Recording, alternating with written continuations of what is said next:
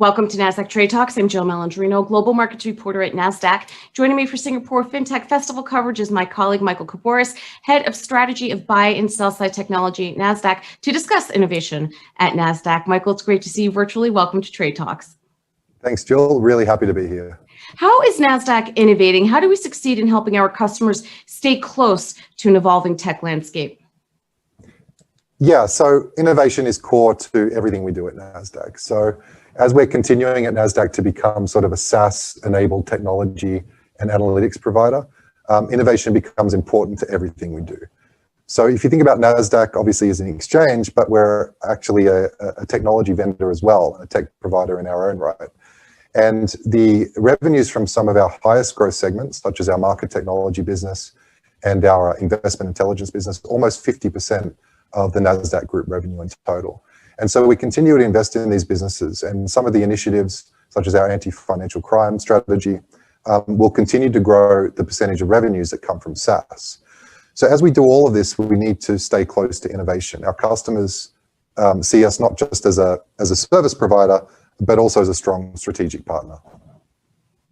How does our M&A and investment strategy access innovation? Talk about specific investment with partnership. Sure. So we do innovate sort of the traditional ways through our own R&D, organic innovation and R&D hubs. But I think the more interesting approaches are really through our corporate venture investments. So we have a corporate venture fund, Nasdaq Ventures, where we're given a vehicle through the business really to invest in external companies, external investments that access innovation, access new technologies, new ways of working. And in return, those portfolio companies get all of the benefits of a highly strategic investor like Nasdaq. So scale and distribution and InfoSec and our expertise and so on. So we have a very strong focus on what I would call sort of highly strategically aligned partnerships, and investments. So strategic in this sense means, is the startup's technology focusing on sort of the next evolution of one of our businesses? Is it doing something to solve what we would consider the future state of one of our businesses? And do we have the relevant experts to be playing in this space to make a difference? And are there complementary dynamics between Nasdaq and the startup? And I think almost most importantly, do we share the same vision? And do we work well together? And are our goals aligned? So one of our first initiatives under this model was in a UK-based company called Caspian, which has a hugely innovative machine learning-based money laundering investigations platform. And this commercial partnership, we go to market for that product, and they're really the backbone, the R&D, the engineering hub behind that. And it's working really well, this commercial partnership. It's creating really a deep relationship between the firms, and it's providing our customers with innovation. So we've now leveraged that model across other Nasdaq Ventures investments and across other business units, so that Nasdaq continues to gain these deep commercial relationships, and it continues to fuel our innovation for our customers.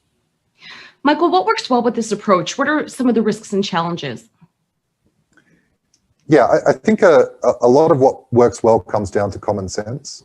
So bringing complementary strengths to the table is important. So there's no point sort of a startup looking for a strategic investor for global distribution if they're already really, really good at sales. So we want to look for things where the strengths that we bring to the table are complementary. So an example would be a CEO or a founder who's got a very strong engineering bent or a very strong R&D team and data science team, and looking to Nasdaq as a commercial partnership.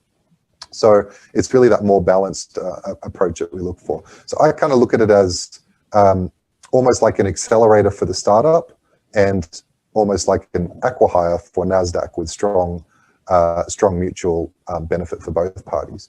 But across all of that, expectations need to be set in terms of end goals, in terms of milestones, in terms of roles and responsibilities. So most startups are laser focused on growing revenues, and that's the way it should be. That's certainly rightfully so. But that's just one aspect of a partnership, and oftentimes that's kind of the least contentious aspect. So other things like influence and control, of product roadmaps, like good governance, roles and responsibilities, IP and culture. These are all sort of crucial elements. And of course, we need to have happy, complementary teams working as one and well incentivized founders and a very strong kind of joint mission and goal. And finally, what are the benefits to NASDAQ and what are the benefits to the startup?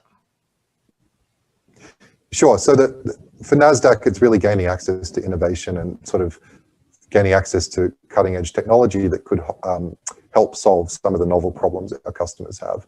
And in turn, it promotes our entrepreneurial culture, keeps our customers happy, of course, in doing that. They want those strong strategic relationship with us.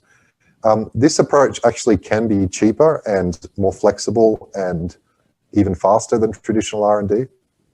And it can also help attract the best talent. But a lot of folks obviously like the brand and the name and the unique collaboration that NASDAQ brings to the table.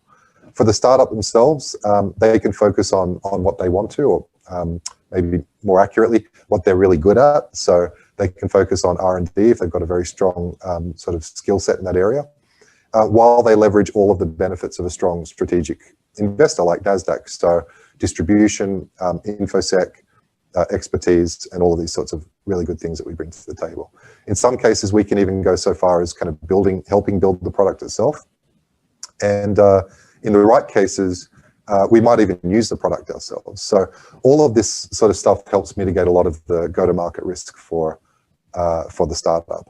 And so they can often, as the result, attract great talent because of that brand and that collaboration, that way of working.